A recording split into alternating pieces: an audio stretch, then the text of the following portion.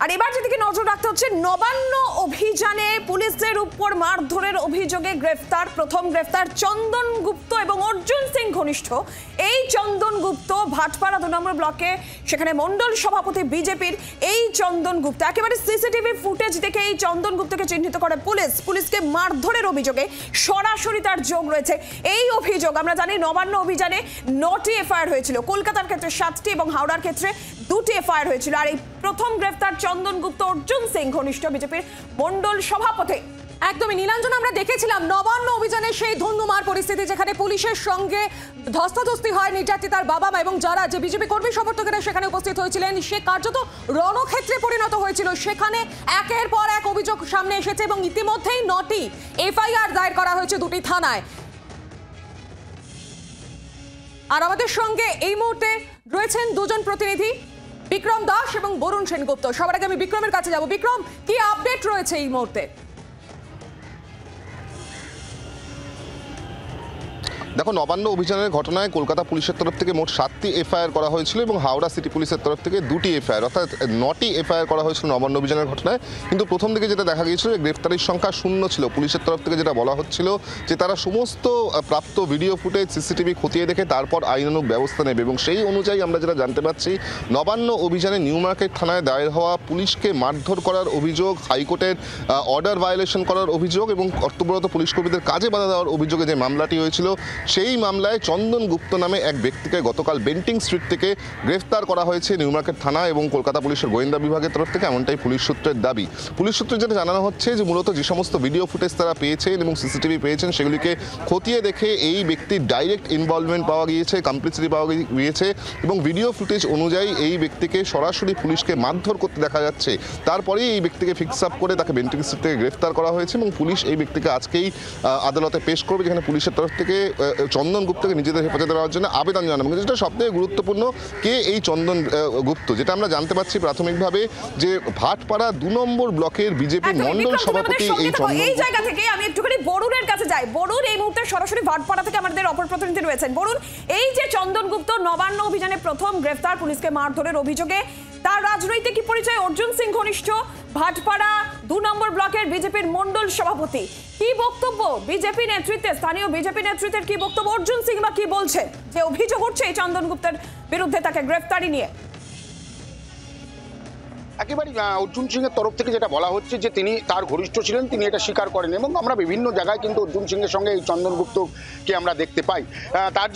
তিনি যেটা বলছেন যে এটা তাদের গর্বের ব্যাপার, তার কারণ তার যেটা সরাসরি দাবি করছেন, চন্দন গুপ্ত কোনো পুকুর চুরি বা কোনো চুরি ছাঁচড়ামি করতে গিয়ে গ্রেপ্তার হয়নি।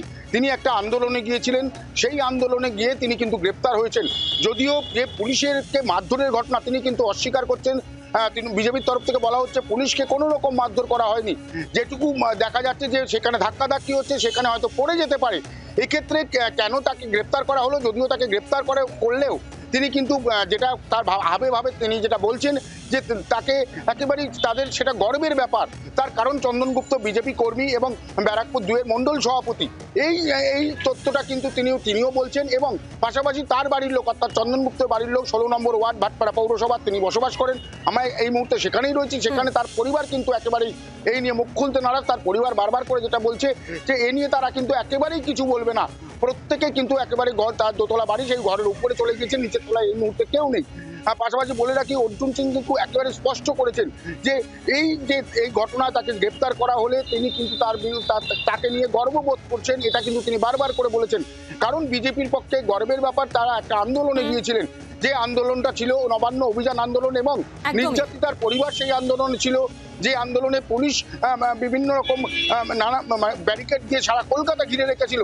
কেন পুলিশের এত সক্রিয়তা? একদমই বরুণ, একদমই আপাতত ধন্যবাদ তোমাকে। একাধিক অভিযোগ সামনে এসেছে এবং এই গোটা বিষয় নিয়ে অর্জুন সিং তিনি কি প্রতিক্রিয়া দিয়েছেন, এর পাশাপাশি দেবাংশু ভট্টাচার্য তিনি বা কি বলেছেন, শুনুন। এটা তো আমার গর্বের ব্যাপার কি ভারতীয় জনতা পার্টি কর্মী কোনো এই লড়াই অত্যাচার অনাচারের বিরুদ্ধে যে লড়াই হচ্ছে, অভয়ার ন্যায় বিচার না পাওয়ার জন্য যে লড়াই শুরু করেছে অভয়া মা বাবা, আমাদের গর্বের ব্যাপার। আমাদের এলাকার কোনো ছেলে এই লড়াইতে গ্রেফতার হয়েছে। এই তো কোনো চুরি আর পুকুর ভরাটের জন্য গ্রেফতার করতে পারেনি। কেউ যদি নিজে থেকে পাকামি করে নবান্ন অভিযানের নামে পুলিশকে ধরে পেটায়, একজন পুলিশকে দুজন মিলে ধরে মাটিতে শুইয়ে দিল, তার মাথার ওপরে বুট তুলে দিয়ে পিষে দিল। আরে সেই পুলিশটাও তো কারোর বাড়ির সন্তান, সেই পুলিশও তো কোনো মায়ের সন্তান, সেই পুলিশও তো কারোর স্বামী, কারোর বাবা। সেই পুলিশকে আপনি যখন বুট দিয়ে চিপে দিচ্ছেন, তারপরে সেই লোকটা গ্রেফতার হলে এই নির্লজ্জ বিজেপি নেতারাই বলতে পারে আমরা তার পাশে দাঁড়াবো। ওই যে সজল ঘোষ বলছিল না কি আইন ভেঙেছে, এই আইনটাই ভেঙেছে যে ওই রাস্তায় যাওয়ার কথা ছিল না, ওই রাস্তাটা যোগ্য জায়গা ছিল না। আর শুভেন্দু সেটা বুক টুকে বলেছে যে আমরা তো সিপিএম এর মতো সেটিং অপোজিশন নই, ওরা পুলিশকে জানিয়েও নবান্ন অভিযান করে, আমরা পুলিশকে ইনফর্মই করিনি। তো পুলিশকে উইদাউট ইনফর্মিং পুলিশ আপনি নবান্ন অভিযান করতে যাচ্ছেন, যেটা রাজ্যের সেক্রেটারিয়েট, আর সেখানে কি পুলিশ আপনাকে ধূপধুনো দিয়ে পুজো করবে? তারপরে বলবেন ওর অন্যায়টা কোথায়, ওর ভুলটা কোথায়? বাংলার আওয়াজ, বাঙালির আবেগ, জি 24 ঘন্টা।